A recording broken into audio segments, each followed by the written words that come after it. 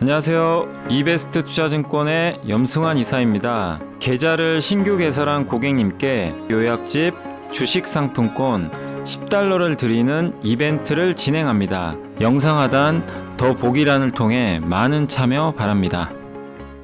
네, 안녕하십니까. 이베스트 투자증권 염승환 이사입니다. 2022년 오늘 12월 15일 시장 함께 읽기 시작을 하겠습니다. 오늘 FMC가 끝났는데 조금 아쉬웠죠. 이제 시장이 확실히 좀 기대를 하면 거기에 좀 밋미치는 것 같고, 여전히 좀 비둘기보다는 매파적인 좀 성격을 나타냈던 FMC였고, 금리 일단 올릴 때까지는 올리겠다. 예, 물가가 잡히는 게 확인돼야 된다. 그런 의견들을 이제 얘기하면서 아무튼 오늘 국내 증시가 조금 분위기가 안 좋게 흘러가고 있습니다. 장중에 좀 코스닥은 좋았는데 오후장 들어와서 매물이 좀 쏟아지면서 증시는 오늘 비교적 큰 폭으로 하락을 하고 있고요. 제가 이제 장 끝나면 한번 정리를 해드리고, 오늘 일단 먼저 이제 주요 증권사 보고서부터 한번 보여드리고 또 마감 시황 전달을 해드리도록 하겠습니다. 일단 미 연준도 전지전능하지 않다. 또 네이버 클라우드 5G 특화망 사업자가 된 이후에 주목을 해보자. 그 다음에 2023년 이제 철강 금속 관련된 업황이고요. 유럽이 LNG 수입 확대 위해서 FSRU를 연끌한다. 예. FSRU는 이제 LNG를 이제 기화시키는 거예요. LNG는 액체 상태거든요. 그래서 기화시키면 가스가 되겠죠. 기체 상태. 그거를 이제 바꿔주는 장치로 보시면 되겠는데, 그 내용이고, TSMC 내용이 좀 있고요. 그 다음에 퓨런티어, TLB, GMBS, 엔지니어링, 요런 이제 기업들의 오늘 보고서가 좀 눈에 띄었습니다. 그래서 요 순서대로 한번 오늘 좀 말씀을 드릴게요. 그래서 오늘 일단 먼저 블룸버그 뉴스 중에서 요건 좀 의미가 있어서, 일본 BOJ가, 일본 중앙은행이 이제 내년에 정책 검토를 실시할 가능성이 있다라고, 이거 이제 블룸버그가 언급을 한 겁니다. 이게 왜 중요하냐면, 만약에 그러면 엔화가 강세로 갈 수도 있어요. 엔화가 진짜 약했죠. 이게 달러 강세를 더 촉발을 시켰는데, 만약에 정책 검토를 실제로 실시하면 달러가 더 약해질 수 있습니다. 이거는 우리나라 원화한테는 좋은 거죠. 그래서 이제 고로다 총재가 내년 4월 전에, 그러니까 4월 정도에 임기가 끝나나 봐요. 그 전에 아마 바로 안 하겠지만 내년 이제 4월 이후로는 이제 변화가 일어날 가능성이 있고, 이 BOJ가 이렇게 좀 검토를 하고 나면 일드 커브라고 있거든요. 그러니까 이 평탄화라고 하는데, 국채를, 그러니까 예를 들면 지금 일본은 이제 제로 금리잖아요. 그래서 근데 그 상황에서 일본의 그 국채 금리 있죠. 국채금리 이렇게 딱 오를 때가 있어요. 이거를 예를 들면, 야, 금리 너 0.5 이상으로 가면 안 돼. 이걸 딱 위로 벽을 쳐버려요. 얘가 이렇게 올라오죠. 튀어오죠. 막 갑자기 0.5 이상으로 금리가. 그럼 얘를 찍어 눌러버립니다. 밑으로 떨어뜨려. 이게 일드 커브 컨트롤이라고 그래요. 이거를 YCC라고 하는데, 그냥 쭉 평탄화. 예, 그러니까 수익률 곡선을 평탄하게 만드는 거예요. 그래서 어떤 이제 갑자기 10년물 금리가 0.7까지 딱 튀어요. 그러면 보고 있다가, 야, 너 어디로 튀어 들어와? 금리 눌러버립니다. 채권을 매입을 해가지고. 그러니까 채권을 매입하면 채권 가격이 올라가가지고요. 금리가 확 떨어져요. 양쪽은 하는 거죠. 양쪽. 예, 금리 못 오르게. 그러니까 금리를 더 이상 못 오르게 막는데, 그러니까 일본은 예를 들면 0.5% 이상 금리가 안 올라가니까 어떻게 돼요? 저금리죠. 저금리면은 엔화가 강할까요? 약할까요? 그 나라 금리가 낮으면 그 나라 통화 가치는 떨어지게 돼 있습니다. 금리와 통화 가치는 비슷하게 가거든요. 그러니까 엔저가 계속 이어지는 거예요. 엔화가 계속 약했던 거죠. 근데 이거를 바꿀 수도 있다는 얘기잖아요, 지금. 그러면은 이 위를 열어주면, 만약 0.5가 아니라, 야, 0.1까지 열어줄게. 그럼 바로 금리가 튀겠죠. 1까지. 그러면 엔화 가치는 그만큼 올라가는 거죠. 그게 좀 이해가 되셨으면 좋겠어요. 이제 저걸 얘기하는 거예요. 근데 저게 예전에도 그런 적이 있었기 때문에 내년에, 그러니까 이런 뉴스는 우리나라한테 나쁘다고 볼 수는 없겠죠. 그래서 이것도 이제 뉴스가 있어서 한번 말씀을 드렸고, 미국 연준도 전지전능하지 않다. 그러니까 이 얘기는 뭐냐면, 연준 말도 너무 믿을 필요 없고, 점도표도 너무 크게 볼 필요는 없어요. 왜냐하면 점도표도 다 틀려요. 그죠?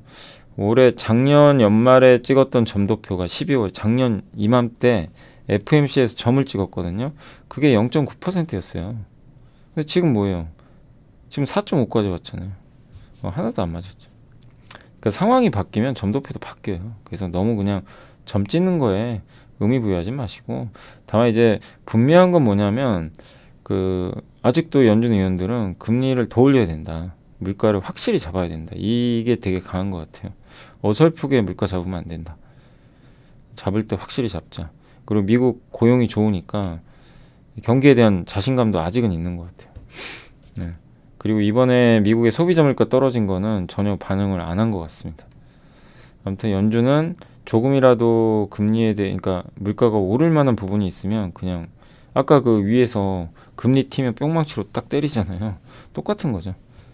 야, 너 어딜 튀어오니? 그래서 기대를 확 눌러줍니다. 그래서 이번에 연준 의장의 그 연설도 제가 봤거든요. 그러니까 이 끝나고 이렇게 요약된 걸 좀 봤는데 그냥 뭐 왔다 갔다 한 것 같아요. 막 이랬다. 뭐 발언도 좀 달라요. 어떨 때는 그 인플레를 제약하기 위해서 더 금리를 올릴 필요가 있다. 아직 모자란다. 이런 얘기를 했다가 또 어떤 질문에는 인플레가 이제 금리를 통해 금리 인상을 통해서 인플레가 좀 잡히기 시작하는 것 같다. 인플레에 제약이 생기는 것 같다. 뭐 이런 발언도 하고, 그러니까 좀 헷갈리는 발언을 되게 많이 했어요. 그러니까 옛날에는 간결하게 야, 그 물가 잡을 거야. 끝. 예. 그게 끝이에요.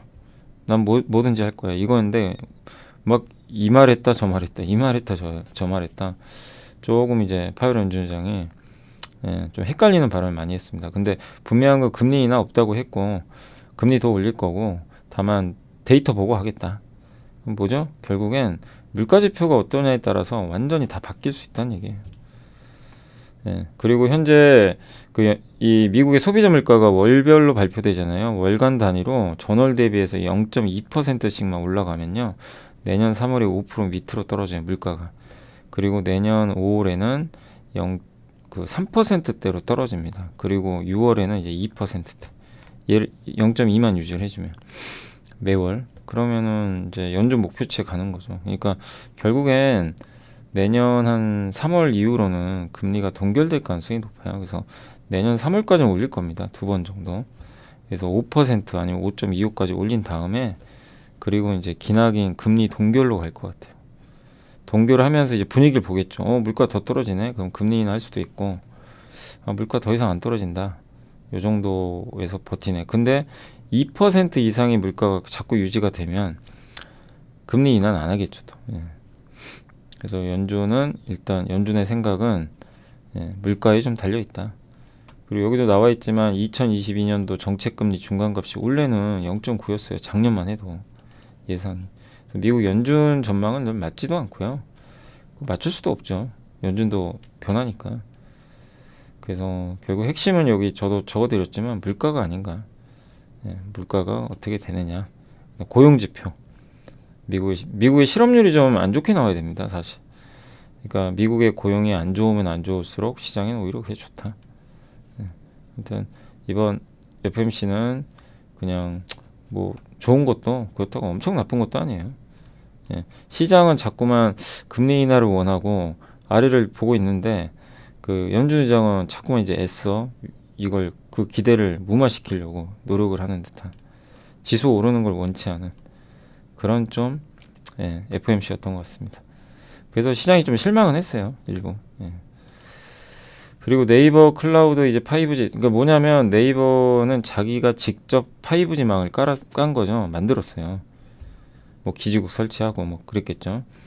그래서 그걸 한 이유가 자기네 빌딩이 있어요. 여기 보시면 1784라는 빌딩이 하나 있습니다. 그래서 네이버가 지금 운영 중인 요 프로젝트라고 하는데 모든 게 다 자동화돼 있죠. 자동화돼 있고 5G 특화망을 이용하는 거기 로봇들이 막 돌아다니고요. 그래서 요거를 이제 운영을 하는 건데 로봇들이 이제 자유롭게 자율주행도 하고 이러려면 5G망이 깔려 있어야 됩니다. 그러니까 실제 5G는 이런 데 쓰라고 있는 거예요. 우리 사람이 쓰기에는 4G도 충분해요, 사실. 근데 자율주행이나 이런 로봇, 사물 인터넷, 사물 대 사물 간에 통신 주고받을 때 그래서 B2B 서비스라고 하는 거죠, 주로. 근데 이제 이런 첨단 스마트 빌딩을 만들게 되면 당연히 이런 게 필요하죠. 근데 자체적으로 하겠다는 거죠. 근데 이게 중간에 자기네 망만 사용하다 보니까 네이버가 만든 통신망이에요. 요걸 사용하다가 끊길 수도 있잖아요. 그래서 보안책으로 와이파이도 투입을 하고, 그 다음 뭐 SK나 KT나 LG 뭐 이쪽에 관련된 이제 통신망도 활용을 하겠다고 보는 것 같아요. 그래서 이제 이 보안책으로 그 통신사망을 이용하겠다. 그러면 이제 기지국이 더 깔릴 수도 있겠죠. 예. 뭐 그런 의미라고 보시면 되겠고, 정부에서도 이런 걸 지원을 해주는 것 같아요. 그래서 이 통신사업자들도 이런 쪽에 강점이 있고, 또 자체적으로 이음이 뭐냐면 이 회사가 직접 하는 거예요. 뭐 네이버면 네이버, LG CNS는 LG CNS가 자기가 직접 망을 만드는 거죠. 근데 이제 통신사들이 SK텔레콤, 한수원이나 SK네트워크스 뭐 이런 데다가 지원도 해준다고 합니다. 정부가 지금 스마트 공장 3만여 개 보급을 하려고 하고 있고요. 거기에 로봇 같은 게 들어가니까 당연히 5G 필요해요. 거기는. 그래서 수요가 확대될 것 같다. 그런 좀 내용이고. 아, 그리고 요즘에 이제 5G 통신 장비가 좀 많이 오르고 있잖아요. 최근에. 그래서 뭐 이거 여기 특화망에다 또 더한다고 막 통신 장비가 엄청 막 다 그런 건 아닙니다. 결국 인도, 일본, 미국이 대규모 수주를 좀 해줘야 돼요. 예, 근데 아직은 몰라요. 지금 뭐 수주가 진짜로 얼마나 나올지는 알 수 없는 거고. 그래서 제가 이제 좀 요거 나온 김에 좀 당부드리고 싶은 거는 뭐냐면, 너무 통신 장비도 막 흥분하지 마시라는 거예요. 통신 장비의 단점이 실적이 안 좋아요, 지금 다. 근데 그 중에 좋은 기업도 있어요, 실적이. 네, 근데 뭐 전환사채도 있을 수 있고, 장기간 실적이 좀 부진해서 이게 어쨌든 빨리 수주를 많이 따내야 되는데, 또 경쟁도 치열하겠죠. 서로 따내야 되니까. 그러면 또 저가 수주할 수도 있고, 그런 것들이 있으니까 올라갈 땐 철저히 좀 관망 좀 하시는 게 좋지 않을까 싶어요. 그래서 뭐 얼마 전에도 인도 관련된 그 보고서가 나왔지만, 뭐 거기도 기업들은 들어가 있지만요. 아무튼 당부드리고 싶은 거는 그냥 맹목적으로 막 추격 매수하시고 그러지 마시고, 지금 또 요새 올라왔잖아요. 그래서 철저하게 좀 관망, 지금은. 그리고 그 업종 내에서도 돈 잘 벌고 기술력 있는. 그래서 전 지금부터 좀 당부드리고 싶은 뭐냐면, 4분기 실적 발표 또 한번 확인하시고 투자를 하시면 좋을 것 같아요. 그러니까 4분기 실적을 내년 2월에 발표하거든요. 그래서 5G 통신 장비도 일단은 지금은 뭐 이렇게 새로 또 한번 해볼까 뭐 이런 좋은 내용들이 있으니까, 이거보다도 내년 2월에 실적을 한번 더 체크하시고 대응하실 것을 꼭 당부를 드리고 싶습니다. 그리고 2023년 이제 내년도 철강금속 전망인데, 그 안혜수 연구원님이 쓰신 자료고, 저희 당사요. 그 내년 상반기까지는 수요 안 좋아요. 뭐 그거는 이제 어느 정도 알고 있는 사실이고, 다만 미국의 공급망, 중국의 인프라 정책이 글로벌 인프라 수요를 끌 거다. 그래서 이게 이제 완충제 역할을 할 것 같다. 그래서 중국이 이제 인프라 투자를 계속 발표를 하고 있기 때문에, 특히 도로, 전기차, 데이터 센터, 이게 철강 수요에 많이 영향을 줘요. 그래서 이게 인프라 프로젝트가, 그리고 처음에 이제 계획부터 착수하는데 1, 2년 걸리거든요. 그래서 내년 하반기에는 본격적으로 아마 철강 수요에 반영이 될 것 같고, 또 바이든 정부도 지금 계속해서 재정 투입을 하는데 무형재가 아니라 유형자산의 투자를 요구하고 있죠. 공장 지어라. 예, 설비 투자해라. 그럼 철강이 많이 들어가죠. 그리고 중국은 이제 철강 산업을 이제 고도화하려고 해요. 무조건 막 저가 제품 만들고 이게 아니라 저가 제품 수출도 안 하고 통제를 좀 하고 있습니다. 그래서 중국은 공급이 많이 안 늘어나요. 그러니까 수요만 늘면은 중국은 좋아지는 거죠. 그래서 우리나라에 이제 중국산 저가 제품이 많이 안 들어오는 거죠. 이거 한국한테는 좋은 거고, 미국은 철강 순수입을 하는데 중국산 철강에 대한 규제는 계속 이어진다. 그러니까 중국 건 안 쓰겠다는 거예요. 관세 부과하고.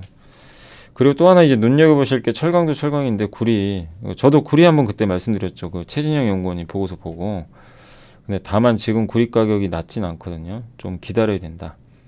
구리가 한번 확 빠질 때 6,500에서 8,500원이 500달러 사이니까 지금 8,000달러대인 것 같아요. 그럼 아직은 좀 높은 위치예요. 그래서 좀 더 구리가 많이 떨어질 때까지는 기다리시고, 단 이제 물론 이제 구리 관련주들은 주가는 거의 바닥이에요. PBR 기준으로. 예, 낮은 건 사실인데 구리 가격 자체는 조금 지금 최근에는 높은 수준입니다. 근데 구리가 어쨌든 앞으로 투자해볼 만하다고 저도 생각하는 게 전통 에너지원보다 풍력, 태양광 같은 신재생이 훨씬 많이 쓰이거든요. 예, 그리고 내년에 중국 수요 살 거고 하반기부터 인프라 늘어날 거고 그러면 사이클상 내년 하반기부터는 되게 좋을 수가 있는 거죠. 근데 그 전에 또 한 번에 뭐 내년 초에 경기 침체 막 이런 이슈가 나오면 한번 확 또 빠질 수 있어요. 왜냐하면 원자재는 동행을 해요. 경기에. 그래서 한 번의 기회가 올 수 있으니까 좀 기억을 해 놓으셨다가 구리 가격이 막 어느 날 막 폭락을 하고 막 그럴 때 준비하는 거예요. 투자 준비. 구리 관련주. 네. 그걸 이제 그러니까 인내심과의 싸움이에요. 이 매수도 인내심과의 싸움이지. 그냥 이거 뭐 좋은 거 같으니까 그냥 대충 사자. 뭐 그거보다도 확실히 뭐 이렇게 그런 걸 이용할 필요가 있는 거죠. 네. 그러니까 그런 아이디어대로 한번 하셔가지고, 그러니까 이런 거죠. 뭐 만약에 기다렸는데 진짜 구리값이 떨어져서 투자를 했는데 나중에 수익이 났어요. 관련 기업을 샀는데, 그러면 그건 여러분께 되는 거예요. 그 딱 전략대로 하신 거잖아요. 이해를 하고. 그러면 이런 것들이 이제 자기 자기 이제 그 몸이라고 하긴 그런데 자기 이제 투자 그 철학에 이게 계속 가미가 되면요, 완전 자기게 됩니다. 그 웬만하면 흔들리지 않죠. 그러니까 그런 훈련 차원으로도 한번 꾸준하게 고민을 해보세요. 자, 아무튼 이제 정리를 해드리면 철강산업과 전방산업 모두 재고 조정의 시간은 좀 필요하다. 그러니까 급할 게 없어요. 그죠? 예, 좀 시간 남아 있습니다. 그렇지만 내년 하반기부터는 좋아진다. 예, 그리고 인프라 늘어날 거다. 그리고 여기 보면 저희 회사 이제 뷰에 따르면 상반기까지는 그 미국의 금리 인상 기조가 유지되죠. 근데 하반기에는 이제 긴축 안 하거든요. 그러니까 바뀌는 거죠. 근데 주가는 항상 먼저 선반영을 좀 하긴 하거든요. 그래서 내년 하반기에는 경기가 회복될 거다. 저희는 이제 그런 입장이고, 그래서 좀 구리나 철강도 봐야 된다. 근데 좀 흔들릴 때 보자는 거고, 리튬은 여전히 좀 최근에 가격 부진하지만 수급이 여전히 타이트하고요. 우리 리튬 공부 많이 해봤죠. 예, 그런 의견입니다. 그래서 철강은 포스코홀딩스, 비철금속은 이제 탑픽은 풍산. 사실 LS도 있긴 있지만 일단 여기서는 탑픽은 풍산으로 꼽아줬습니다. 그리고 이제 미국에 이게 보면 주택은 꺾이는데 비주택도 수요가 많아요. 그리고 이게 이게 풍산이 만드는 것들입니다. 이 구리를 이용해서. 구리 가격과 풍산 거의 똑같이 가죠. 요게 이 회색 선 이 약간 옅은 파란색 보이세요? 옅은 파란색. 그러니까 저희 당사가 제시하는 거는 구리 가격이 여기 6,500이 바닥이에요. 여기서 8,500이에요, 당분간. 근데 지금 그 근처잖아요. 이게 좀 내려올 때 보시라는 겁니다. 그러니까 풍산도 지금 쌉니다. 싼데 내려올 것 같아요. 만약 그렇게 되면. 그거를 좀 이용을 하자. 그러니까 만약에 뭐 구리값이 7,000이 깨지거나 뭐 7,500이나 7,000 뭐 이런 식으로 쭉쭉쭉 빠졌을 때 그때마다 뭐 예를 들면 7,500 오면 풍산을 한번 사고, 뭐 예를 드는 거예요. 7,000 오면 한 번 더 사고, 6,500 온다 그럼 다 투입하는 거죠. 네. 올지 안 올지 모르죠. 이제 그런 식이라는 거죠. 예를 들면 그런 전략을 한번 고민해 보시면 좋겠습니다. 물론 지금도 싸요. 되게 풍산은 저평가 맞습니다. 그래서 뭐 보유하시는 거는 저는 괜찮다고 보는데, 매수는 아마 그런 좀 전략을 한번 활용해 보시면 더 낫지 않을까 생각을 하고 있습니다. 풍산 지금 PER 3배밖에 안 돼요. 싸고 PBR도 역대급. 탄약도 만들죠. 근데 이 회사가 이제 물적 분해를 한번 한다고 했다 욕먹어가지고 철회했습니다. 다행히. PBR 기준으로는 거의 바닥입니다. 그 다음에 유럽이 LNG 수입 확대 위해서 FSRU 연끌한다. 이거 뭐냐면 FSRU는 천연가스를 액체로 만들죠. 162도로 올리면 그러면 부피가 600분의 1로 줄어들고요. 그러면 그거를 LNG 운반선에 태워서 보낼 수가 있어요. 일반 가스는 못 보내요. 부피가 너무 커서 무거워서. 그래서 압축을 해야 됩니다. 그래서 배에 실어요. 근데 배에 실어서 독일에 도착했어요. 그러니까 미국에서 출발한 LNG가 독일로 딱 갔어요. 근데 독일에서 쓰려고 봤더니 액체를 쓸 수는 없잖아요. LNG를 가스로 바꿔줘야 돼. 다시 기화라고 하죠. 액화 기화. 그러면 이거 다시 기화 시설에서 이거를 기체로 바꿔줘야 됩니다. 그게 바로 이제 터미널이 하는 역할인데 독일은 터미널이 없어요. 지금 육상 터미널이. 그래서 FSRU는 배예요. 저 기화 LNG를 기화해주는 배입니다, 배. 예. 그래서 저걸 빌렸어요, 지금 최근에 독일이. 예. 그 저걸 이제 우리 한국의 현대중공업이 또 최근에 수주 따냈고. 그래서 FSRU 수주도 아마 좀 될 것 같고, 기존에 중고 선박으로 많이 만들어요. 중고 LNG 선박을 개조를 많이 합니다. 그래서 네덜란드 2개 배치, 독일은 6개를 빌렸죠.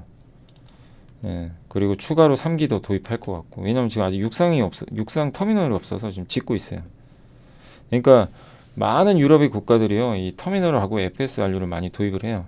그러면 LNG 인프라가 얼마나 늘어나겠어요. 그래서 성광밴드니 뭐 태광이니 피팅 기업이 괜히 간 게 아니고, 또 세아제강 지주 같은 이 파이프 라인 업체들이 괜히 오래 좋았던 건 아니에요. 근데 이제 좋았다가 좀 최근에 시들시들하지만, 또 싸질 때 볼만하다는 이유는 이제 이런 이유 때문입니다. 이런 인프라 투자가 계속 늘어나니까. 그리고 앞으로 2년간 유럽에 20기 이상의 FSRU가 도입된다. 이거는 우리나라 조선주들한테 좋아요. 근데 우리나라 조선주들이 이걸 만들 여력이 좀 없대요. 왜냐하면 LNG 선박 만들기도 빠듯하대요. 다 채워놔가지고. 도크 있죠. 배를 만드는. 그게 다 찼어요. 예, 그래서 지금 쉽지는 않고, 다만 저게 자꾸만 저런 수요가 늘어나면요, 저 가격이 오르죠. 그러면 LNG 가격이 올라가요. LNG 운반선 수주 가격이. 그런 점에서는 좀 간접적으로 긍정적인 효과가 있습니다. 여기 보면 슬롯이 희박하다고 써 있죠. 한국조선업은 건조 능력이 65척인데 지금 꽉 차 있다는 거죠. 만들고 싶어도 더 못 만든다. 네, 그래서 아무튼 여기 가격 상승 압박은 계속된다. 이제 그 얘기입니다. 현대중공업이 무려 3억 3,200만 달러, 우리나라 돈으로 한 4천억 정도에 이거 하나 수주 따냈어요. 정말 오랜만에. 네, 근데 또 수주가 나올 수도 있어요. 그리고 지금 러시아 PNG는 파이프를 이용해서 러시아가 유럽에 가스를 보낸 건데, 이게 지금 이쪽에 보세요. 지금 없죠, 아예. 러시아가 이게 보낸 거예요. 독일로 보낸 거, 슬로바키아, 폴란드. 독일이 이렇게 많았는데 0입니다. 0. 보이세요? 없어요, 그냥 이제. 이거 어디서 받아요? 미국에서 배로. FSRU 프로젝트 이렇게 늘어날 거고, 여기서부터. 네, 그 다음에 이 많은 것들을 이렇게 여기 해안가 주변 있죠. 해안가 주변에 까는 겁니다. 이건 배니까. FSRU는 배예요, 배. 그거를 이제 염두에 두시면 되겠고, TSMC는 이제 물론 이제 TSMC를 우리가 좀 봐야 되는 거, 삼성을 좀 알 수가 있어서 요걸 한번 좀 보도록 할게요. 지금 TSMC 하이투자의 송명석 연구원님이 그 내년 1분기에 매출이 좀 감소할 것 같고, 이 매출의 30%가 6에서 7 나노 제품이래요. 근데 이게 가동률이 내년, 그러니까 올해 3분기에 50%까지 이제 하락을 할 걸로 지금 전망이 좀 나오고 있다고 합니다. 그래서 지금 이게 내년이죠, 내년. 예. 그래서 여기 맞네요. 올해 3분기 있죠. 올해 3분기보다 내년 1분기죠. 예, 맞습니다. 그래서 올해 3분기에 찍어냈던 거보다 내년 1분기면 이제 좀 몇 달 안 남았잖아요. 그 가동률이 50%까지 떨어진대요. 근데 6, 7나노는 주로 중저가 스마트폰에 들어가는 반도체거든요. 그럼 저게 가동률이 떨어진다는 건 6나노, 7나노가 스마트폰이 안 팔린다는 얘기예요. 재고가 막 재고 축소, 재고떨이 한다는 얘기죠. 많이 못 만들고. 그러니까 스마트폰 업체들의 그 생산량이 급감하고 있다는 얘기입니다. 근데 만약에 반대로, 그러니까 이게 왜 중요하냐면은 6, 7나노 가동률이 상승한다, 어느 날. TSMC가. 그러면 이거 중국 스마트폰이 이제 드디어 재고 조정 끝나고 돌리는 거예요. 그럼 저걸로 우리가 알 수 있죠. 스마트폰 좋아지고 메모리한테도 좋아져요. 왜냐면 저게 살아나면 메모리 반도체 수주도 늘어나거든요. 같이.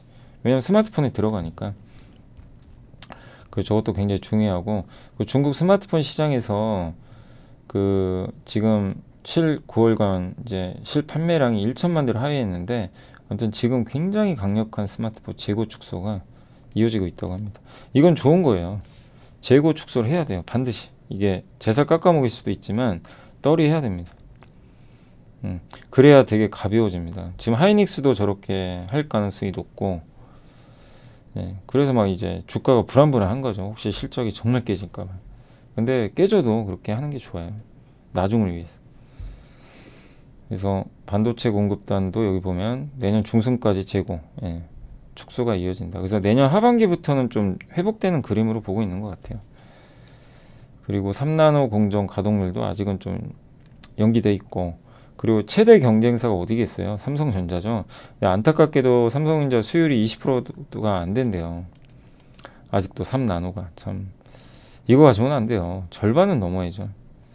그러니까 삼성이 먼저 시작한 건 좋은 게 좀 안타깝습니다. 조금만 더 이 수율이 좀 올라왔으면 좋겠는데 100개 만들면 20개만 제대로 된 거 80개 버린다는 얘기예요. 그렇지만 해야죠. 뭐 계속 만들다 보면 늘어납니다. 그리고 엔비디아 퀄컴이 그걸 원해요. TSMC 너무 의존도 높으니까 삼성이 좀 해주길. 예. 경쟁자가 많으면 좋은 거죠. 그래서 이 기업들 입장에선, 그래서 내년 내후년에 조금 더 기회는 생길 텐데 관건은 빨리 잡아야 돼요. 이 3나노 수율을 빨리빨리 늘려줘야 됩니다. 그래서 아직까지는 TSMC가 여전히 우위에 있을 수밖에 없고, 또 TSMC가 대규모 투자하죠. 첫 번째 라인에서 4나노 생산이 2024년에 개시가 되고 26년에 3나노 양산을 목표로 두 번째 라인을 건설할 계획이고요. 네. 동사의 아리조나 라인에 대한 투자 규모가 기존에 발표된 120억 달러에서 400억 달러까지 증가할 전망이라고. 그러니까 굉장히 공격적인 투자예요. 또 일본에도, 일본 정부도 요청을 하고, 그래서 내년 설비 투자도 이렇게 업황 안 좋은데도 안 줄입니다. 그래서 TSMC가 하는 거는 5대 파운드리 업체들 전체 중에 이 1등인 TSMC 혼자 60%를 차지해요. 투자 금액이. 2위가 삼성전자죠.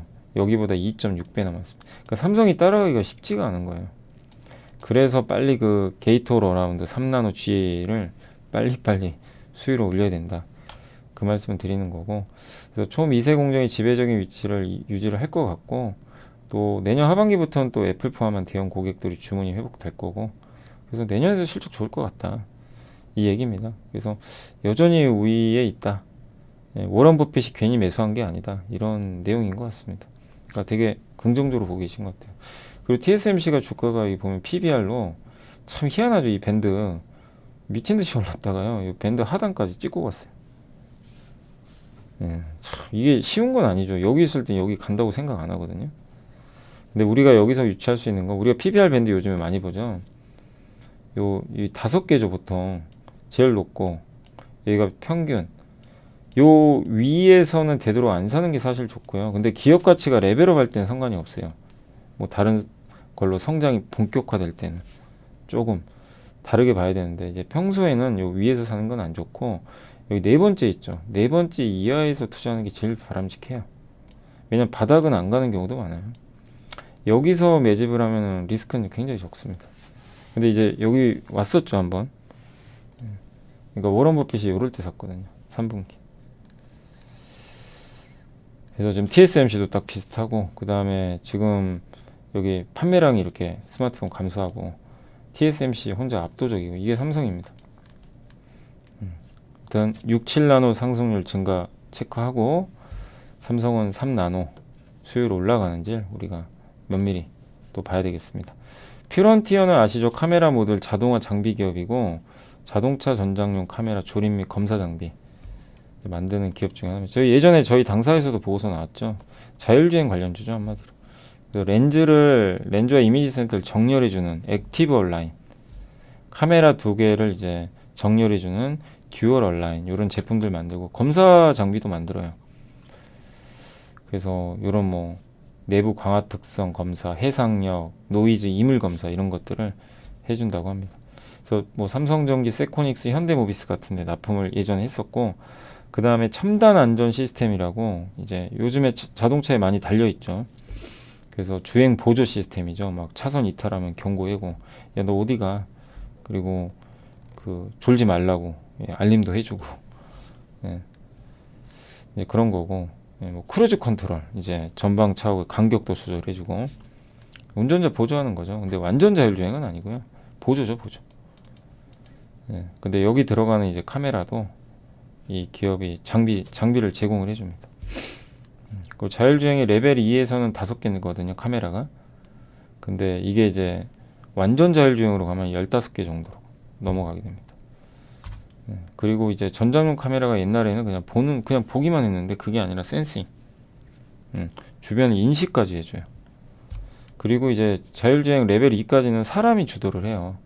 근데 레벨 3으로 가죠. 자율주행 레벨 3는 자율주행이에요. 그냥 사람이 손을 놔도 차가 알아서 갑니다. 대신에 앉아 있어야 돼요. 그래서 이 인지 영역이 운전자가 아니라 시스템이 알아서 해주는. 그러면 어떻게 돼요? 카메라 사양이 굉장히 올라가야죠. 그래서 이런 이제 레벨 3가 내년부터 본격화될 거예요. 제네시스도 나오게 되고, 원래 올해 연말에 나온다고 했는데 좀 늦어진 것 같습니다. 그리고 미국 테슬라, 혼다, 독일 벤츠도 출시 중에 있고, 레벨 3 시장이 이제 내년부터 본격적으로 커지면 거기에 들어가는 카메라 이런 것들도 더 늘어나지 않을까. 그건 뭐 당연히 프론티어한테도 긍정적이겠죠. 실제 매출도 연평균 15% 이상 성장했고, 전장용 장비 늘어나고 있다. 2년 만에 3배. 그리고 올해 3분기까지 누적 매출도 작년을 넘어갔습니다. 매출 비중도 38.3%까지. 이건 고무적이에요. 그래서 본격적으로 이제 성장은 나오는데, 다만 한 가지 주가가 안 싸요. 지금 실적 가지고는요, 주가가 굉장히 비쌉니다. PBR이 7배나 돼요. PER이 아니고요. PBR이 비싸죠. 근데 왜 그만큼 자율주행 테마가 붙었기 때문에 이런 거 인정을 해주는 건데, 저는 어쨌든 좀 천천히, 지금 무리하지 마시고, 밸류가 싼 건 아니에요. 돈을 지금보다 많이 벌어줘야 돼요. 그래야 그 밸류가 타당해질 수가 있습니다. 그렇죠? 그래서 자율주행 테마로 한 번씩 막 움직일 거예요. 또 붙으면 막 팍 급등했다. 근데 그럴 때는 천천히 또 비중 줄여 나가시고, 남들 흥분할 때 막 그래 나는 여기서 좀 줄일랜다 이런 마인드로 하시고, 주가가 좀 하염없이 또 빠져가지고 관심 없고, 근데 자율주행은 어차피 하거든요. 그럴 때 다시 보시고, 아무튼 지금은 PBR 기준으로는 좀 싸진 않다. 밸류 부담이 있다는 건 좀 염두에 두시고, TLB는 이제 5G 아니 그 DDR5 관련주고, D램, 우리 D램 같은 경우 이제 기판에 D램을 딱 붙이잖아요. 이제 한번 우리 지난 시간에 공부했죠. 거기 붙어 있는 이제 D램, 그 기판이죠, 기판. 메모리 기판을 만드는 회사예요. 우리 그 PC 이렇게 조립할 때 그 D램 아니면 D램이 문제가 있어서 교체해서 D램을 딱 꽂잖아요. 여기 그 PC에다 이렇게 PC 딱 열고, 그 D램이 이렇게 네모나게 좀 길게 생겼죠. 그걸 딱 꽂죠. 그 기판 음이에요. 그게 이제 DIMM이라고 합니다. 또 SSD도 하고 있고, 그런 것들을 만들어주는 이제 기업이라고 보시면 될 것 같습니다. 근데 메모리 여파 안 좋으니 뭐 주가 좋을 수는 없죠. 4분기 실적은 안 좋을 거고요. 왜냐면 이건 뭐 근데 알고 있는 내용이고, D램 재고 조정 당분간 이어집니다. 내년 상반기까지. 내년 하반기는 좀 좋아지겠죠. 그리고 근데 이제 이 기업에서 한 가지 그래도 기대할 거는 DDR5를 지원하는 서버용 프로세서 교체 수요가 시작이 돼요. 내년에 드디어. 그래서 DDR5용 기판 비중이 늘어나거든요. 그러면은 이 기판 수요가 새로 생겨요. 서버 쪽으로. 그러면 이 회사는 좋은 거죠. 수요가 늘어납니다. 서버용 SSD, 이거 낸드 플래시죠. 요거 기판도 있고, 경쟁 업체들이 막 패키지 기판 있죠. 뭐 플립칩 BGA나 이런 쪽은 이제 전장이나 이런 쪽으로 많이들 가는데, 이 회사는 메모리 쪽에 집중하는 거죠. 그러니까 대부분 비메모리로 많이 가는데, 이 TLB는요, 야 우리는 메모리 집중이야. DDR5. 그럼 언젠가 업황 좋아지면 이 기업도 수혜를 받겠죠. 그래서 약간 그냥 메모리 업체라고 보시면 돼요. 메모리 반도체. 하이닉스랑 주가가 동행할 수 있는 그런 기업이다. 근데 어쨌든 되게 쌉니다. PER 5배밖에 안 돼요. 이제 그 점은 상당히 좀 매력 있지 않나. 가격적으로는. 단 시간이 좀 걸려요. 그러니까 PER, PBR 다 역사적 저점이라 부담은 없습니다. 그래서 이런 기업들은 쌀 때 봐두시고, 이제 나중에 업황 좋아지면 또 분위기 바뀌겠죠.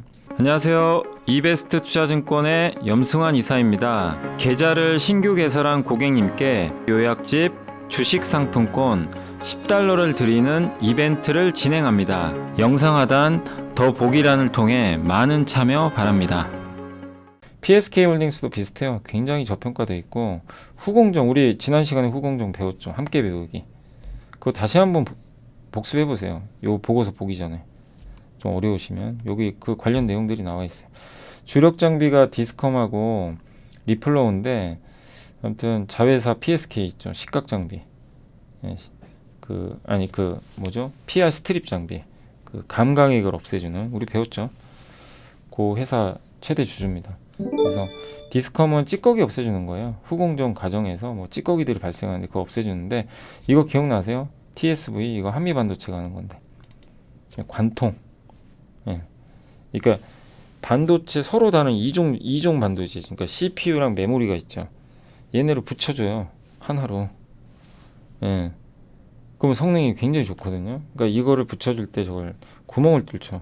근데 그럴 때 찌꺼기들이 좀 발생하나 봅니다. 그래서 그때 필요한 장비라고 하더라고요. 후공정에서. 그러니까 이 회사는 후공정 장비예요. PSK는 전공정. 이 PSK 홀딩스는 후공정. 반도체 다 만든 다음에 하는 거. 리플로우는 그 숄더볼 기억나세요? 동그란 볼.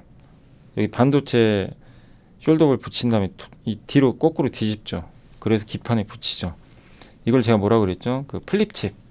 플립칩에서 그 동그란 볼들을 숄더볼이라고 그러죠. 숄더볼을 거기 붙여야 되잖아요. 붙이기 전에 이걸 표면을 이제 평탄하게 해주는 거죠. 안정화. 그게 리플로우 장비입니다. 요걸 만드는 회사가 또 하나 있죠. STI. 예. 이거 공부 좀 해놓으시니까 그래도 이게 쉽게 들어오시죠. 좀 우리가 반도체를 모르는 것보다는 이게 아니까 아 맞아 거기 들어가는 거지. 그래서 혹시 모르시면 함께 배우기 지난주에 방송했던 반도체 후공정 한 번만 더 보고 이거 보시면 더 쉬우실 겁니다. 아무튼 근데 주가 안 좋았어요. 뭐 4분기 실적 좋을 거라고 하는데 아무튼 주가 많이 빠졌고 동사 장비. 근데 이제 관건은 그거죠. 실제 수주 얼마 나오느냐. 그거를 우리가 계속 좀 업데이트하면서 체크를 해 나가야 될 것 같습니다. 아무튼 지속적인 관심 좀 필요하다. 파운드리 업체들의 전공정 투자가 이어지고 그럼 후공정도 계속 이어지거든요. 그래서 관심 필요하다라는 내용이고 제가 계산해 보니까 PBR 0.6배라서 뭐 역사적 저점입니다. 그래서 굉장히 주가는 저평가돼 있다. 보시고 자 오늘 마지막으로 이제 GMBS 엔지니어링은 뭐냐면 유니셈하고 GST 기억나시죠? 스크러버 장비 이쪽 되게 안 가죠. 여기도 주가들이 많이 빠져가지고 근데 이제 경쟁사죠. 스크러버 유해가스 저감해주는 인프라 장비고요. 네, 그래서 이 회사는 주로 SK 하이닉스나 인텔의 다렌팹 요게 하이닉스 겁니다. 인수했던 여기를 고객사. 그러니까 하이닉스가 주요 고객사고요. 주가가 굉장히 부진한 건 메모리 반도체 회사들이 투자를 안 하니까 감산하고. 그래서 내년 이익에 대해서는 기대감이 낮아요. 그래서 빠진 거니까 뭐 더 나쁠 건 없죠. 근데 이제 이 기업은 한 가지 다른 경쟁사랑 차별점이요. 태양광에도 들어간대요. 이 물량이. 이 스크러버가. 그게 조금 차이점인 것 같아요. 현재 하나큐셀 같은데 공급 중이라고 합니다. 그리고 중국, 미국 등에서 태양광 투자가 늘어나니까 계속 좀 더 수주가 늘어날 수 있고 고객사도 해외 고객사를 좀 공급을 할 가능성이 높은 것 같아요. 플라즈마 웹타입이라고 해서 이게 핵심인 것 같은데 이게 단가 마진도 괜찮은데 이거보다 더 우위에 있는 게요. 무폐수 스크러버입니다. 굉장히 친환경적인 장비예요. 그래서 요게 아마 공급이 이루어질 것 같고 그리고 현재 인피니온 독일 여기에 시험 설비를 공급을 했고 그러니까 해외 고객사로 자변화되고 있다는 것도 하나의 큰 장점인 것 같습니다. 근데 이제 관건은 진짜 수주 따낼 거냐 이걸 봐야 되겠죠. 그래서 여기 뭐 트랩이란 장비가 제일 매출 비중 높은 게 플라즈마 웹이에요. 그래서 플라즈마와 습식 세정식 방식을 이용해서 유해가스를 없애는 건데 최신 기술 장비라고 알려져 있고요. 여기 2018년도에 나온 게 무폐수. 여기 굉장히 깨끗하대요. 사용 및 그 폐수 발생이 없어요. 대부분 폐수가 나오는데 친환경적이죠. 그래서 요거 비중이 늘어난다면 더 좋을 수 있죠. 그래서 플라즈마 웹이 기본이고 요게 늘어나면서 무폐수 스크러버까지 늘어난다면 뭐 훨씬 좋지 않을까. 그리고 PBR도 1.5배 이하로 역대 거의 최저치까지 떨어진 건 맞아요. 주가는 상대적으로 좀 저평가되어 있다. 이렇게 말씀을 드리겠습니다. 그리고 이제 요거는 이제 하나증권의 김상훈 연구원님이 올려준 자료인데 요거 이제 보는 법은 어떻게 되냐면요. 미국의 소비자 물가가 보통 10년 평균 내보면 매월, 이게 매월이에요. 0.2%씩 올랐대요. 요걸 가정을 하면 내년 3월 있죠. 내년 3월에 5% 밑으로 가요, 물가가. 그러면 내년 3월에 기준금리가 5가 되거든요. 일단은 그거 밑에 있습니다. 그럼 금리를 더 올릴 명분이 없어요. 그리고 내년 5월에 3%, 6월이면 1%, 그러니까 2%대로 가는 거예요. 그 후로는 0.2씩, 그러니까 옛날 10년 평균으로 계속 갔을 때는. 근데 좀 보수적으로 0.4가 나올 수도 있잖아요. 진짜 좀 이런 경우도 흔치는 않죠. 분기에 0.4% 오르는 경우도 굉장히 드문 건데, 그렇게 됐을 때는 이제 그 언제 꺾이느냐, 내년 5월 돼야 5% 밑으로 가요.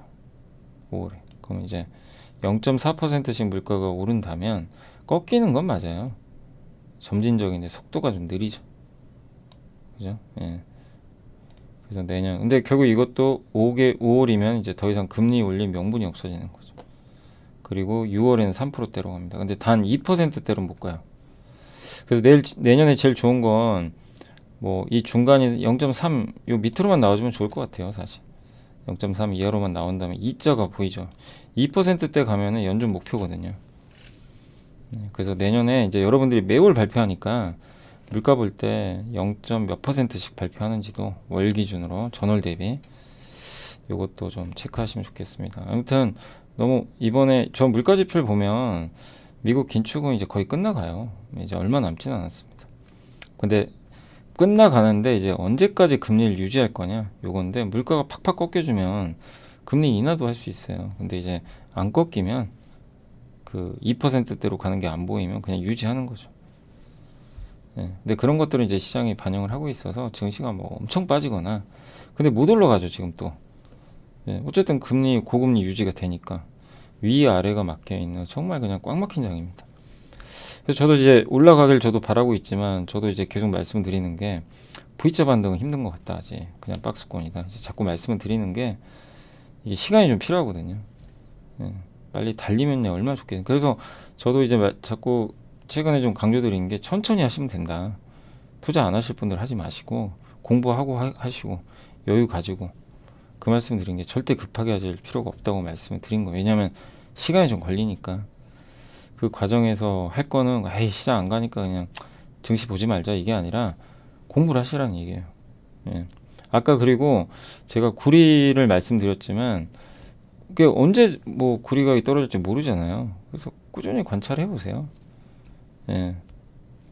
어떤 스토리가 펼쳐지는지 그런 것도 여러분한테 도움이 될 거예요. 그런 경험이 실패든 성공이든 간에. 예. 그래서 자기만의 것으로 계속 이렇게 만드는 과정을 만들어 나가시면 정말 좋지 않을까. 예. 제가 이렇게 뭐 이거 좋습니다 저거 좋습니다 이거 뭐 찍어드린 거 아무런 의미가 없어요. 진짜 아무런 도움도 안 돼요. 예. 단 저는 이제 그 얘기는 할 거예요. 그 얘기는 제가 분명히 할 겁니다. 안 좋으면 안 좋다고. 예. 좀 조심할 거는 조심하자. 그런 얘기는 해드려야죠. 이건 좀 안 좋은 것 같습니다. 그런 건 좀 해야 되는데, 그게 아니라 와 이건 너무 좋은데요. 뭐 이건 무조건 해야 될 거예요. 이런 얘기는 절대 안 할 거예요.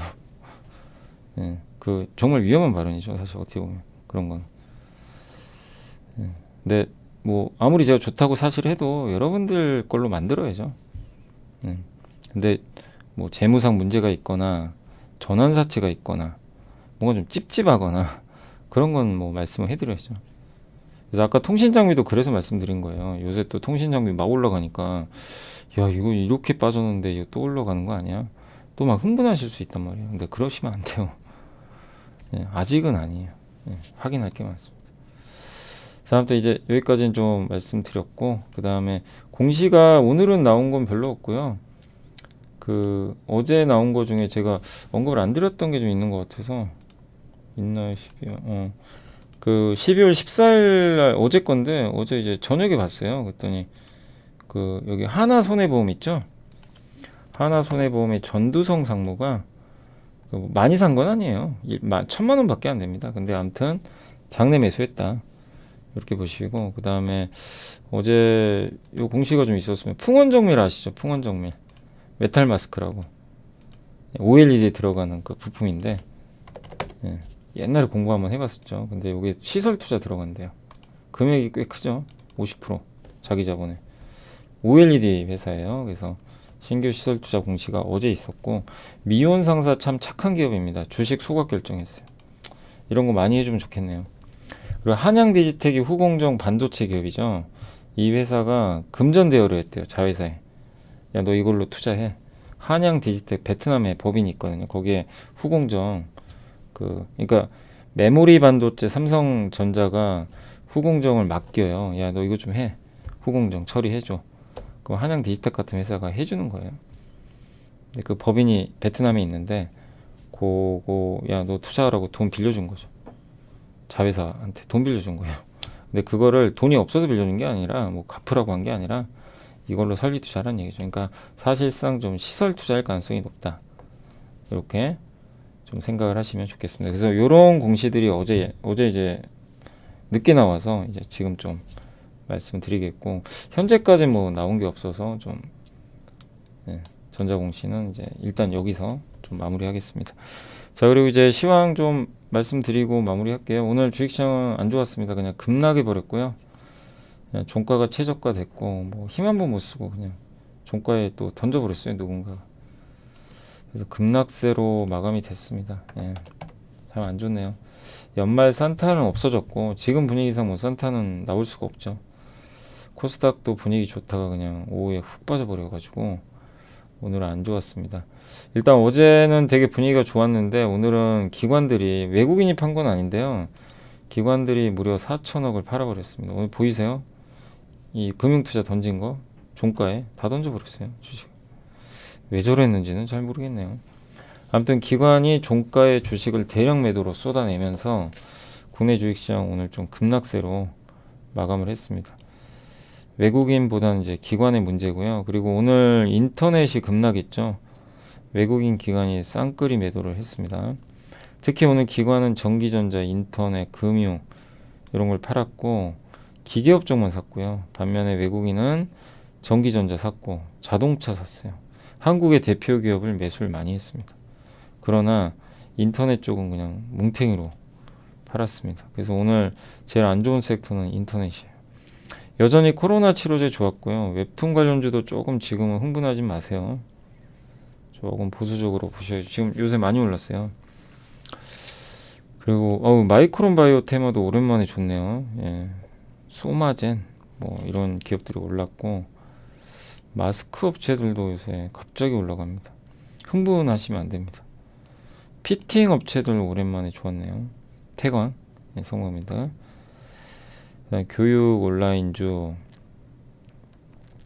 조선기자재, 제습기, 유전자 치료제, 통신장비. 아까 근데 제가 통신장비도 말씀드렸지만 HFR은 굉장히 실적 좋죠. 잘 나오고 이노와이어리스도 굉장히 단단하고 서진 시스템도 단단하죠. 실적도 괜찮아요. 그다음 KMW 같은 경우, KMW 사실 대장주인데 참 못 가더라고요. 얘가 대장이에요, 대장. 기술력도 좋고. 근데 뭐 워낙 이 KMW도 실적이 안 좋다 보니까 못 가는 것 같습니다. 그리고 요즘에 에이스테크가 좀 많이 올랐지만 뭐 무리하시면 절대 안 될 것 같고요.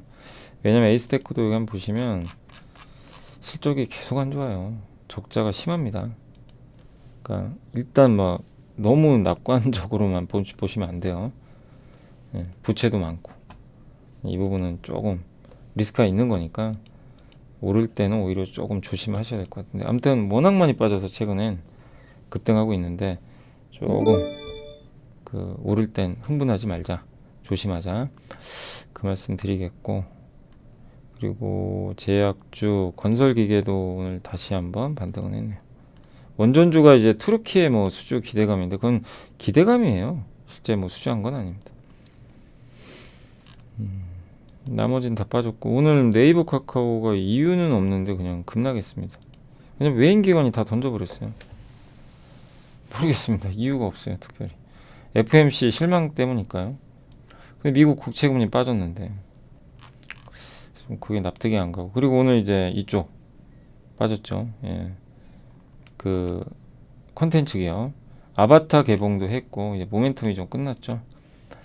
한한령 이슈도 다 반영됐고, 은행주는 이제 그 연말 배당 앞두고 조금 오히려 매물이 좀 나오는 것 같고, 게임주는 오늘 하루 만에 다시 급락했습니다. NC소프트가 장단을 못 맞추겠네요. 하루 급등, 하루 하락.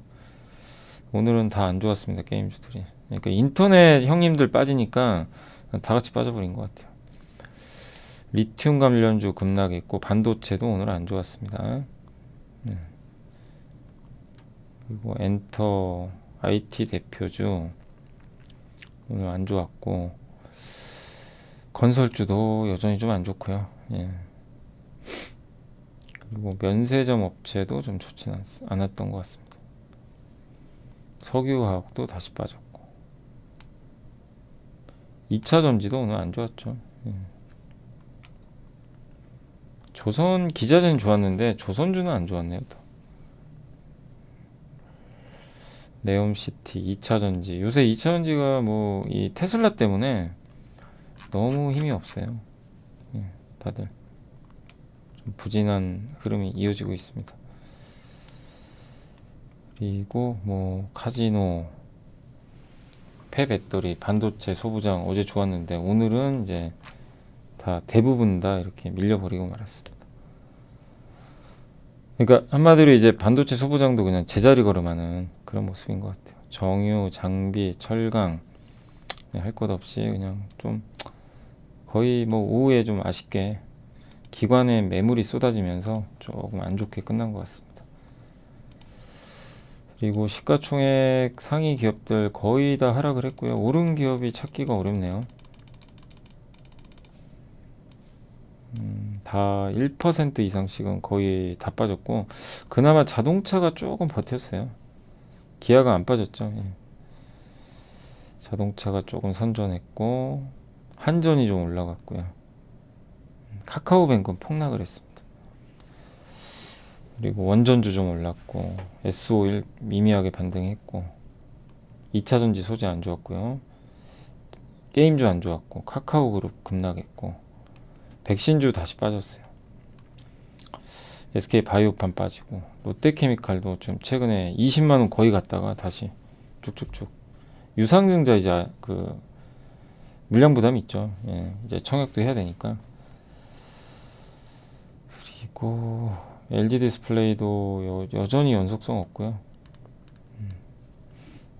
금호석유도 다시 내려왔고, 카카오그룹주가 오늘 완전히 문매를 맞았네요.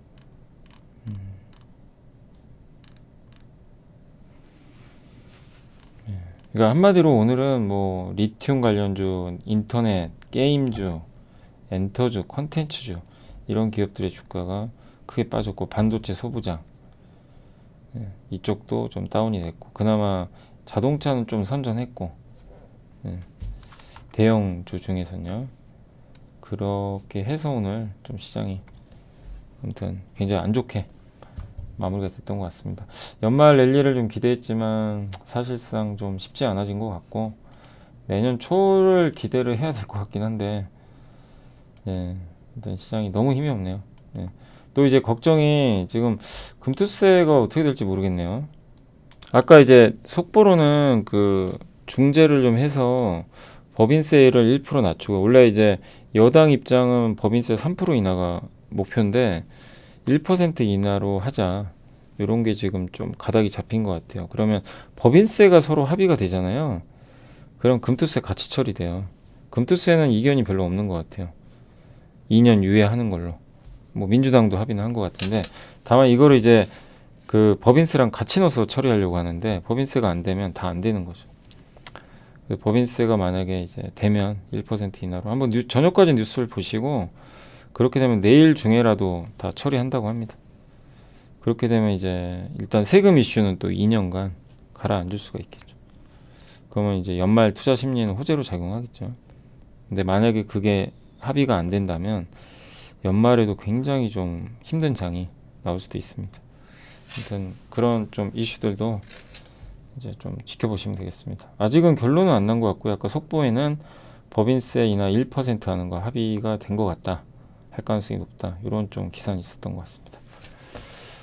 자, 오늘 좀 힘드네요. 어제는 또 좋은 분위기로 끝나서 다행이었는데 오늘은 하루 만에 좀 김 빠지는 장이었고, 근데 내일 또 함께 배우기인데, 내일은 제가 이게 반도체 아직 좀 준비가 안 돼가지고, 사실 좀 제가 또 내일은 어디 좀 내려가야 되거든요. 그래가지고 조금 그 거기 좀 이 젊은 분들이 있죠. 20대 여기 좀 강연이 하나 있어가지고 좀 내려가게 됐습니다. 그래서 일찍 좀 방송도 내일은 좀 끝내야 돼서 이제 다 올려드리긴 하는데, 그래서 내일은 이제 함께 배우기 중에 그 PBR, 아까 그때 말씀드린 대로 PBR로 어떻게 한번 그 기업들 요 매수를 좀 할 수 있는 자리를 볼 수 있는지, 그게 정답은 아니에요. 100% 기업마다 또 다 다르니까. 근데 그거를 어느 정도 좀 보는 법은 한번 영상을 찍어서 올려드리도록 하겠습니다. 자, 오늘 너무 힘든 장 수고하셨고, 예, 아무튼 이제 눈이 오늘 좀 많이 오는 것 같은데 눈길 조심하시고, 저는 내일 또 뵙도록 하겠습니다. 내일은 좀 시장이 그러니까 아직은 강한 반등은 좀 어렵거든요. 근데 좀 안정감을 찾기를 좀 바라겠습니다. 자, 오늘 고생하셨고 힘든 장 수고하셨습니다. 내일 뵙겠습니다.